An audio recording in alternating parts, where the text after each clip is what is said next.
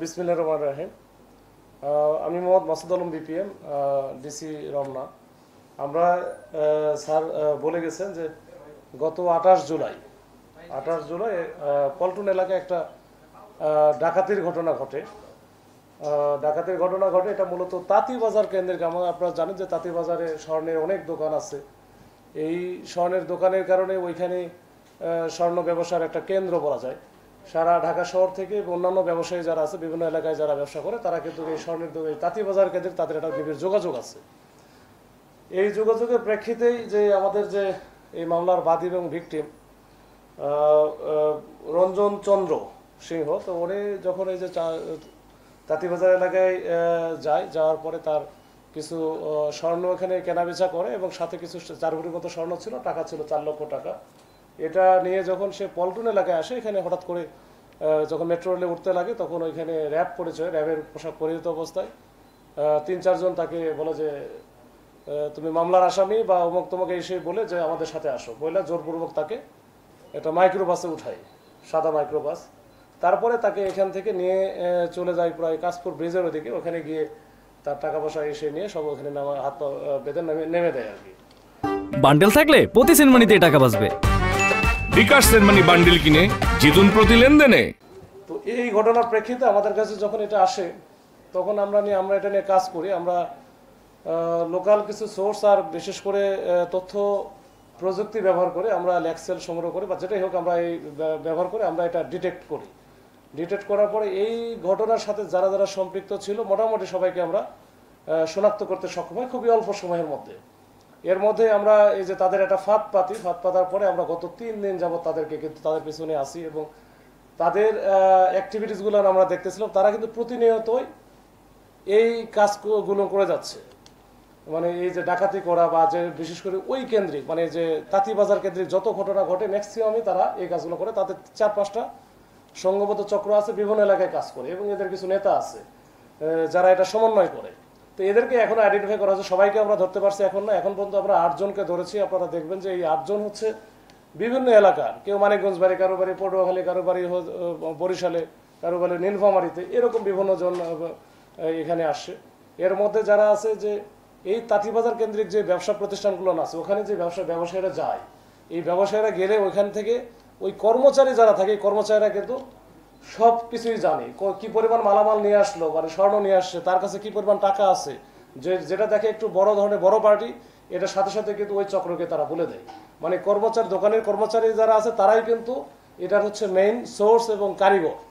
এই কারিগররাই কিন্তু সবকিছু করে দিচ্ছে এবং সাথে সাথে এদের কাজ হচ্ছে যখনই এরকম একটা সোর্স বা তথ্য পাইলো, তখনই কিন্তু এই ডাকাত দল তখন গ্রুপ হয়ে ভাগ হয়ে তারা এই কাজগুলো করতেছে এবং এটা প্রতিনিয়ত করতেছে। তো আমরা এটা সার্ভেলেন্সে রাখছি। এই যে এখন পর্যন্ত যে 8 জনকে আমরা ধরেছি, তাদের নামে এর আগেও ইতিপূর্বে অনেকগুলো অসংখ্য মামলা আছে, এই যে ছিনতাই বা ডাকাতির মামলা আছে।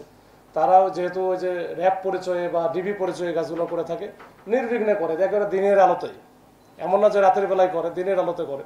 তো আমরা 8 জনকে ধরেছি। তাদের কাছ থেকে এই র্যাবের পরিহিত যে পোশাক, তারপরে যে হ্যান্ডকাপ, সিগন্যাল লাইট, তারপরে আর একটা জিনিস যেটা হয়তো আপনারা হয়তো এটা তো আসলে সবাই ভয় পাবে, যে পিস্তল, অবিকল একেবারে ওই যে অরিজিনাল পিস্তলের মতো, আসলে পিস্তল না, এটা খেলনা পিস্তল, কিন্তু ওইটা তারা ব্যবহার করতেছে। তো এইটা ব্যবহার করে দেখো তো ভিকটিম বা যে আমরা আসলে যখন এই ধরনের একটা চক্রের ফাঁদে পড়ি, তখন তো আসলে স্বাভাবিকভাবে সে তো একটু খুবই প্যানিকড থাকে এবং এটা দেখে তো তখন মনে করবে যে এটা অরিজিনালি পিস্তল। তো এইভাবে তারা ব্যবহার করে তারা কিন্তু দিনের পর দিন ডাকাতি করতেছে, ছিনতাই করতেছে, মানুষের সম্পদ নিয়ে যাচ্ছে। তো এটা জাস্ট জানান দেওয়া যে এই যে যারা কাজ করতেছে বিভিন্ন চক্রগুলো, এগুলো আমাদের মোটামুটি আমরা সার্ভেলেন্সে রাখছি। তাদেরকে আমরা আমাদের মোটামুটি বেশ কয়েকটা চক্র আছে, এটা আমরা আইডেন্টিফাই করেছি। আর এইসব ক্ষেত্রে যারা এই ব্যবসাগুলোর সাথে যারা জড়িত, তারা যেন একটু সজাগ থাকে। আর যারা ব্যবসা করতেছে তাঁতিবাজার কেন্দ্রিক, তাদের কর্মচারী যারা আছে, প্রত্যেকের এটা নিয়ে আমরা কাজ করতেছি। এই কর্মচারীগুলোর ব্যাপারে যেন তারা নিজস্বভাবে ভেটিং করে, প্রয়োজন হলে পুলিশের হেল্প নিয়ে যদি এটা কনফার্ম হয়ে তারা যেন এই কর্মচারীদের রাখে, তখন এই কর্মচারীগুলো নিয়ে কিন্তু বিভিন্ন সময় তথ্য দিয়ে তাদের এই কাজগুলো করাচ্ছে। এই হচ্ছে মূল মেসেজ, এটার জন্য কিন্তু আমার এখানে একটু আশা। এটাই হচ্ছে আমার এখন পর্যন্ত এই যে সবকিছু এখানে দেওয়া আছে, আপনারা হতে পাবেন। এখানে আমাদের কি কি উদ্ধার আছে, ছবি আছে, আর তাদের নামগুলো দেওয়া আছে। এই হচ্ছে আজকের মোটামুটি ছোট করে একটা ব্রিফিং। না, এটা একেবারে হচ্ছে মানে যেটা ওই যে ছিনতাইকারী বা ডাকাত চক্র, এর সাথে অন্য কোনো রকম আমরা কোনো কিছু পাইনি। এটা নিজস্ব স্বার্থে এরা বিভিন্ন সময় দেখা গেলো জেলে থাকার কারণে বা একসাথে জেলে থাকছে, বা একই এলাকার কিছু লোকজন, খারাপ লোকজন যারা ঢাকাতে এসে অবস্থান করতেছে এলাকায়, হয়তো তাদের সম্পর্কে খোঁজ নিলে জানা যাবে তারা একেবারে ওই যে ওই চুরি ছিনতাইয়ের সাথে সম্পৃক্ততা ছিল। তো এরাই কিন্তু একসাথে হয়ে এই কাজগুলো করতেছে, এর সাথে কোনো রাজনীতি বা অন্য কোনো সম্পর্ক আমি পাই নাই এখনো পর্যন্ত। এর আগে যেটা আমরা বেশ কয়েকটা ঘটনায় আমার এলাকায় যেটা দেখেছি, যেটা ধানমন্ডি এলাকায় বা ওই যে মোহাম্মদপুরে কিছু ঘটলো, যেটা আমরা কাজ করেছিলাম, তো এগুলো নিয়ে যে আইন শৃঙ্খলা বাহিনীর সাবেক সদস্য যারা ছিল, বিভিন্ন সময়ে চাকরিচ্যুত হয়েছে, সে পুলিশ হতে পারে, র্যাব হতে পারে, বিজিবি, আর্মি, সবারই এরাই কিন্তু এর সাথে অনেকেই জড়িত আছে। তো এইটাতে আমরা এটা পাই না, এটা একটু ভিন্ন রকমের। এটা হচ্ছে এখানে এখনো পর্যন্ত এরকম কোনো কিছু আমরা পাই না। এটা যে জাস্ট এরা এই কাজে এরা পেশায় এটা এদের। এখন আমি মূল হোতাটা আমি বলি, মূল হোতার যেগুলো আছে যে মিন্টু হালদার এবং এর সাথে আরেকজন আছে, ওই দুইটা হালদার আছে, নির্মল হালদার, এগুলো মোটামুটি সমন্বয় করে। তবে মূল যেটা এদের হচ্ছে 4-5টা গ্রুপ, এই চক্রের 4-5টা গ্রুপ আলাদা আলাদা কাজ করে এবং মাঝে মাঝে একত্রিত হয়ে কাজ করে। এটা যখন যেটা সময় প্রয়োজন এরা করে আর কি। এদের সমন্বয়ক যারা ছিল, যে আছে, তাকে আইডেন্টিফাইড কিন্তু এখনো পর্যন্ত আমরা ধরতে পারি, তবে ওটা আমাদের ইয়েতে আছে, পারবো ইনশাল্লাহ। 4-5টা গ্রুপ সক্রিয় আছে, 4-5টা বলা যাবে না, এরা 4-5টা গ্রুপে ভাগ হয়ে মাঝে মাঝে এক একটা গ্রুপে এরা 7-8 জন থাকে, এক একটা গ্রুপে 7-8 জন থাকে। আচ্ছা, যারা ব্যবসা করে আসলে, যে ব্যবসায়ী তো ভিকটিম হচ্ছে ব্যবসায়ী, বা ব্যবসায়ের সাথে যারা হয়তো ব্যবসায় প্রতিনিধি যে আছে সে ভিকটিম হচ্ছে। এখন ব্যবসা করতেছে, মনে করেন যে এই বসুন্ধরা কনভেনশন সেন্টারে যে ব্যবসায়িক প্রতিষ্ঠান, তার কোনো একটা প্রতিনিধিকে ঘরে পাঠাচ্ছে। এখন সেই ব্যবসায়ী তো আর এটা নিশ্চয়ই তারই তো জিনিসপত্র, মালামাল তার। এইটা হয়তো বা যে ওই যে এই যাকে পাঠালো সে হয়তো 2-1টা জায়গায় থাকতে পারে, আমি জানি না। তবে আমরা এখন পর্যন্ত যেটা আমরা পাইছি, যেটা ওই কর্মচারীগুলো এই তথ্যগুলো দিচ্ছে, আর অন্য কোনো কাজ না, কাজ একটা, সেটা হচ্ছে তথ্যগুলো দেওয়া। না, এরকম র্যাবের কর্মকর্তার সাথে এরকম বিভিন্নভাবে এই যে পোশাকগুলো আমাদের তো আসলে বিভিন্নভাবে সংগ্রহ করার সুযোগ আছে। পোশাক আপনিও বানাইতে পারবেন, এটা হচ্ছে যে আপনার টেলার্সে দিয়ে বানাতে পারবেন, এরকম একটা আসলে কিছু কাছাকাছি, হয়তো বা একেবারে আমরা যেটা যেভাবে করতেছি ঠিক সেইভাবে না, কাছাকাছি। মানে আপনি দেখলে তো আসলে বুঝবেন না, বাইরে থেকে আপনার সিভিল লোকজন তো আসলে বুঝবে না। এখন আমার এখানে রিবন আছে, রিবনে কোনটা কি আছে এটা তো হয়তো আমি বুঝবো, কিন্তু আপনারা কিন্তু ওইভাবে বুঝবেন না। ওটা মোটামুটি এটা নিয়ে কাজ করতেছে। ওইটার অগ্রগতি বলতে ওটা পিবিআইকে দেওয়া হয়েছে তদন্তের জন্য। তো আমরা ওই ভিসেরা রিপোর্ট, যেটা ভিসেরা এবং পিএম রিপোর্ট দুটা না আসা পর্যন্ত আসলে এটা, তার আগ পর্যন্ত যে বিষয়গুলো আছে আমরা আসলে এখনো পর্যন্ত স্যাঙ্গুইন হইতে পারে নাই। তার কারণ ওইখানে যতগুলো সিসি ক্যামেরা ছিল, মানে তারা ওইখানে আসা থেকে শুরু করে একেবারে 11টা পর্যন্ত, মানে মারা যাওয়ার আগ পর্যন্ত প্রত্যেকটা সিসি ক্যামেরা একেবারে মানে প্রত্যেকটা মিনিটের হিসাব করছি। কিন্তু তারপরেও আমরা ওই যে বাড়ির যে কেয়ারটেকার ছিল, ওই কেয়ারটেকারের সে আসছে, সেই ছিল, এর বাইরে অন্য কাউরে আমরা পাই নাই। এখন খাবারের সাথে কি ধরনের কি দিল, এটা অন্য কোনো বিষয় ছিল কিনা, এটা আসলে একটু সময় লাগবে, আর ভিসারের রিপোর্টটা আমাদের পাইতে হবে, না হলে আমরা মিলাতে পারবো না। তো ওই জন্য এটা এখনো বলার মতো আসে না। আর পিবিআই যেহেতু এটা তদন্ত করতেছে, তখন ওরা বলতে পারবে আর কি।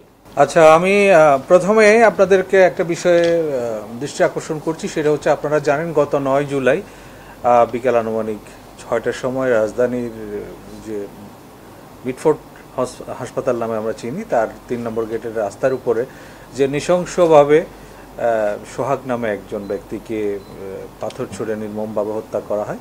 সেই হত্যার পরবর্তীতে দ্রুততম সময়ের ভিতরে ঢাকা মেট্রোপলিটন পুলিশ ঘটনার সাথে জড়িত অনেকেই গ্রেফতার করে, এবং তারই ধারাবাহিকতায় গতকাল রাজধানীর কেরানীগঞ্জ থেকে আরও 2 জনকে গ্রেফতার করা হয়। গ্রেফতারকৃত হলো মোহাম্মদ রুমান ব্যাপারী এবং আরেকজন হলো মোহাম্মদ আবির হোসেন।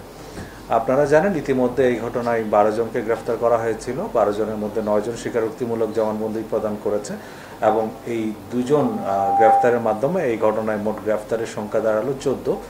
এই যে ঘটনা, সেটার প্রেক্ষিতে যে মামলা হয়েছিল, সেই মামলায় মোট 19 জন এজাহারভুক্ত আসামি ছিল এবং 20 থেকে 25 জন অজ্ঞাতনামা আসামি ছিল। এজাহার নামে 19 জনের মধ্যে 9 জন আমরা গ্রেফতার করতে সক্ষম হয়েছি এবং ঘটনার সময় যে নির্দয়ভাবে যে পাথর নিক্ষেপকারী অভি তাকেও আমরা গ্রেফতার করেছি। এই ঘটনায় যে অন্যান্য যে আসামি রয়েছে তাদেরকেও আমরা গ্রেফতারের প্রচেষ্টা অব্যাহত রেখেছি। আশা করি এই ঘটনার সুষ্ঠু তদন্ত এবং প্রকৃত রহস্য উদ্ঘাটনের মাধ্যমে আমাদের যে পুলিশ রিপোর্ট সেটা বিজ্ঞ আদালতে আমরা যথাসময়ে প্রেরণ করতে সক্ষম হব। আর একটা বিষয় যেটা আমাদের যে নিয়মিত কার্যক্রম সে সম্পর্কে আমি একটু বলতে চাই। তার আগে গুলশানে আপনারা জানেন সম্প্রতি 50 লক্ষ টাকা চাঁদাবাজির একটা চাঞ্চল্যকর মামলা রেকর্ড করা হয়। সেই মামলার প্রেক্ষিতে গতকাল যে জান আলম অপু নামে একজনকে গ্রেফতার করা হয় এবং তার গ্রেফতারের পরবর্তীতে তার বক্তব্য এবং তার দেখানো মতে তার মোহাম্মদপুরের বাসা থেকে একটি মোটরসাইকেল উদ্ধার করা হয় এবং সেই যে মোটরসাইকেলটি গত 17 জুলাই নতুন কেনা হয়েছে মর্মে সে বলেছে এবং প্রাথমিকভাবে এই মোটরসাইকেল কেনার অর্থের উৎস এবং সবকিছু আমরা খতিয়ে দেখছি এবং এই ঘটনার সাথে জড়িত অন্যান্য যারা রয়েছে তাদেরকেও আইনের আওতায় নিয়ে আসার জন্য চেষ্টা করছি। আর গত 24 ঘন্টায় আমাদের ঢাকা মেট্রোপলিটন পুলিশের 549টি টহল কার্যক্রম চলমান ছিল। তার মধ্যে রাতের বেলা 332টি এবং দিনে 217টি টিম কাজ করেছে এবং গত 24 ঘন্টায় বিভিন্ন অপরাধে জড়িত থাকার অভিযোগে 222 জনকে গ্রেফতার করা হয়। এই একই সময়ে একটি দেশীয় রিভলভার, একটি বিদেশি পিস্তল, একটি ম্যাগাজিন, 4 রাউন্ড গুলি, একটি কাভার্ড ভ্যান, একটি প্রাইভেট কার, একটি মোটরসাইকেল, 21টি মোবাইল ফোন, 10,445 টাকা উদ্ধার করা হয়। এছাড়া 330 পিস ইয়াবা, 8 কেজি 630 গ্রাম গাঁজা এবং 70 বোতল ফেন্সিডিল সহ আরও কিছু দেশীয় মাদকদ্রব্য উদ্ধার করা হয়। ঢাকা মহানগর এলাকায় আইনশৃঙ্খলা পরিস্থিতি স্থিতিশীল রাখার জন্য আমরা যথাসাধ্য চেষ্টা করছি এবং আমাদের যে নিয়মিত কার্যক্রম সেটা আরও বেগবান করা হয়েছে। আশা করি আইনশৃঙ্খলা পরিস্থিতি বর্তমান যে অবস্থা তা আরও উন্নতি হবে। আর একজন প্রশ্ন করেছেন যে ভাটারা থানার যে ঘটনা, গত 8 জুলাই ভাটারা থানার একটা ঘটনাকে কেন্দ্র করে একটি মামলা রুজু হয়েছে। ইতিমধ্যে আপনারা জানেন বসুন্ধরার ক্যাবি কনভেনশন সেন্টারে বিদেশে লোক পাঠানোর নাম করে একটা প্রশিক্ষণ কর্মসূচি আয়োজন করা হয়েছিল। এই প্রশিক্ষণের আড়ালে অন্য কিছু বিষয় ছিল বলে আমাদের কাছে গোয়েন্দা প্রতি তথ্য পাওয়া যায়। সেই প্রেক্ষিতে এই মামলা ইতিমধ্যে 22 জনকে গ্রেফতার করা হয়েছে এবং তাদেরকে আদালতে প্রেরণ করা হয়েছে। এই ঘটনার সাথে জড়িত অন্যান্য যারা রয়েছে এবং এই ঘটনার আসলে প্রকৃত অন্য আরও কি কারণ রয়েছে সেগুলো খতিয়ে দেখতে আমরা এখন কাজ করছি। ধন্যবাদ সবাই। জি, আমরা আগে যে 12 জনকে গ্রেফতার করা হয়েছিল তার মধ্যে ছিল 9 জন এজাহারনামী আসামি এবং 3 জন তদন্তে প্রাপ্ত। এই যে নতুন করে 2 জনকে গ্রেফতার করা হলো, এই 2 জনও তদন্তে পাওয়া গেছে তাদের সম্পৃক্ততার বিষয়। আমরা সাধারণত যে গ্রেফতারকৃত যারা আছে তাদের যে জবানবন্দি এবং ঘটনাস্থলের সিসিটিভি ফুটেজ বিশ্লেষণ করেই তাদের সম্পৃক্ততা পেয়েছি। এটা প্রাথমিকভাবে আমি যেটা অনুরোধ করব সম্মানিত নগরবাসী যারা রয়েছেন, আইনশৃঙ্খলা বাহিনীর পরিচয় দিলে আপনারা এরকম কোনো বিষয় যদি আপনাদের সন্দেহের উদ্রেক হয় আপনারা অবশ্যই 999-এর মাধ্যমে সেটা যাচাই বাছাই করে দেখতে পারবেন অথবা নিকটবর্তী পুলিশ স্টেশনের যে নাম্বারে যোগাযোগ করে পুলিশকে অবহিত করতে পারেন। সরকার থেকে ইতিমধ্যে নির্দেশনা দেওয়া হয়েছে কোনো গ্রেফতার বা যে কোনো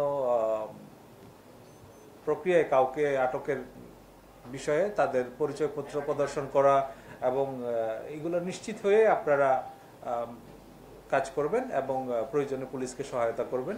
আর যদি কোনো ক্ষেত্রেই কোনো রকম সন্দেহের উদ্রেক হয় সেটা অবশ্যই যাচাই বাছাই করে নেবেন। দেখেন এগুলো কিছু আপনার বিচ্ছিন্ন ঘটনা এবং এক্ষেত্রে যারা অপরাধীরা অনেক সময় নানা ধরনের কৌশল অবলম্বন করে, এটা হয়তো সেরকম কিছু অপকৌশল, এগুলোতে বিভ্রান্ত হওয়ার কোনো কারণ নেই। যদি কেউ কোনো অস্বাভাবিক কোনো কিছু করে সেটা মনে হলে আপনারা তাৎক্ষণিকভাবে পুলিশের সহায়তা নিতে পারেন। জি, ভাটারা থানার ক্যাবি কনভেনশন হলের যে ঘটনা সেটার বিষয়ে ভাটারা থানায় একটা মামলা রুজু করা হয়েছে এবং এই মামলায় এ পর্যন্ত 22 জনকে গ্রেফতার করা হয়েছে। এখানে কার কি সংশ্লিষ্টতা ছিল সেটা যাচাই বাছাই করা হচ্ছে। আমরা বিষয়টা খুব গুরুত্ব দিয়ে তদন্ত করছি। আচ্ছা, আপনারা জানেন যে আগস্ট মাস শুরু হয়েছে। আগস্ট মাস বিভিন্ন সময় বিভিন্ন আমরা দেখি যে এটা ঘটনাবহুল মাস। তো এই আগস্ট মাসকে কেন্দ্র করে অনেকের মধ্যে আশঙ্কা আছে, বা বিভিন্ন রকমের যে পত্রপত্রিকাও বিভিন্ন রকমের আশঙ্কা বা বিভিন্ন শঙ্কার কথা বলা হচ্ছে। তো আমাদের দিক থেকে আপনারা জানেন আগামীকালকে কিন্তু বেশ কয়েকটা বড় বড় প্রোগ্রাম আছে। কেন্দ্রীয় শহীদ মিনারে এনসিপির প্রোগ্রাম আছে, শাহবাগ মোড়ে ওইখানে ছাত্রদলের প্রোগ্রাম আছে, আবার সোহরাওয়ার্দী উদ্যানে একটা বড় প্রোগ্রাম অলরেডি চলছে, এটা 5 তারিখ পর্যন্ত চলবে, এটা বাংলাদেশ ছাত্র শিবিরের একটা প্রোগ্রাম। তো এইটা নিয়ে এমনিতে সবসময় একটা মানে বেশ রাস্তাঘাটে বা মাঠে একটু সরগরম আছে। এর বাইরে যে সংখ্যাগুলো আছে, সংখ্যার ব্যাপারে মার্কেটে যেটা প্রচলিত আছে যে এই সময় কি হবে না হবে, এইসব বিষয়গুলো নিয়ে পুলিশ খুবই অ্যাক্টিভ। এটা স্যারে আমরা একটু আগে মিটিং করে আসলাম, স্যারও বলে দিল যে এটা বলতো, মানে বলে দাও যে আমাদের প্রত্যেকটা টিম, প্রত্যেকটা থানা, প্রত্যেকটা ইউনিট যেগুলো আছে তারা কাজ করতেছে। এবং আমরা যেটা কাজ করছি যে আবাসিক হোটেল বা কোনো মেস বা যে কোনো অনেক যারা পতিত সরকারের সময় যারা অনেক নেতা কর্মী বা যারা আছে, যে তাদের হয়তো অনেক ফ্ল্যাট আছে, যারা এক একজনের নামে 5টা 7টা 8টা করে, যেটা তাদেরকে হয়তো বা এখানে রাখার ব্যবস্থা করা হয়। এসব প্রত্যেকটা জায়গায়, ইভেন যে কিছু বস্তি এলাকা আছে বা যেগুলো যেখানে হয়তো বা এই যে এই ধরনের তৎপরতা চলতে পারে, যেটা নাশকতা, তো এই ধরনের প্রত্যেকটা জায়গায় কিন্তু আমরা কাজ করছি এবং প্রত্যেকটা চিরুনি অভিযান চলতেছে। এই যে আজকেও কিন্তু এটা চলবে, মানে এটা কিন্তু পুরো আগস্ট মাস আমাদের চলবে। মানে নাশকতা করতে পারে এরকম, আমরা কিন্তু বিভিন্ন সময়ে যে এটা তো ধরতেইছি, যে যখনই আমরা এরকম যাকে ধরা হচ্ছে সে যদি এনআইডি কার্ড না দেয় বা তার যদি তথ্য গোপন করে, সেক্ষেত্রে কিন্তু আমরা প্রতিদিনই ধরতেছি। এটা শুধু আমাদের ডিভিশন না, প্রত্যেকটা ডিভিশন এটা কাজ করতেছে, যেটা ডিটারেন্স হিসেবে কাজ করে। এখন আমি যদি এখানে কেন আসছি, আমার পরিচয় কি, এটা যদি আমি না দিতে পারি, তার মানে আমার মধ্যে অন্য কোনো সমস্যা আছে। তো সেটা আমরা ওইটার জন্য যেটা আইনগত ব্যবস্থা নেওয়া দরকার সেটা কিন্তু আমরা নিচ্ছি।